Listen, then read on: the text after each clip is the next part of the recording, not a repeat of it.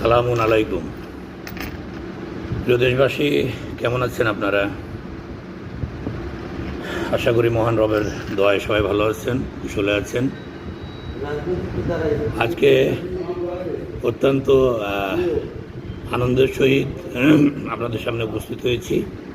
দীর্ঘদিন পরে একটা সুখবর নিয়ে এসেছি। ইতিমধ্যে আপনারা জেনে গেছেন যে আমাদের সকলের প্রিয় শরীফ ওসমান বিন হাদির হত্যাকারীদের গ্রেপ্তার করা হয়েছে ইন্ডিয়াতে, ফয়সাল এবং আলমগীরকে।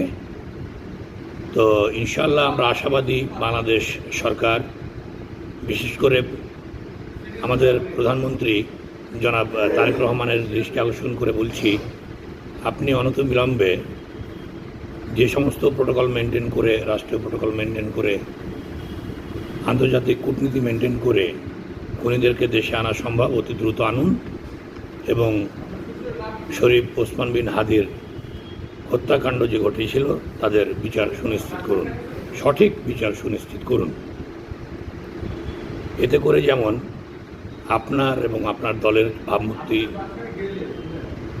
একটি উন্নত জায়গায় পৌঁছাবে, সেরকম দেশবাসীও আপনার প্রতি এবং আপনার দলের প্রতি আস্থা রাখবে। তাই বিষয়টা অত্যন্ত গুরুত্ব সহকারে বিবেচনা করে অতি দ্রুত কূটনৈতিক পর্যায়ে আলাপ আলোচনা করে খুনিকে ফিরিয়ে আনার ব্যবস্থা করুন। ধন্যবাদ, সবাই ভালো থাকবেন। আল্লাহ হাফেজ।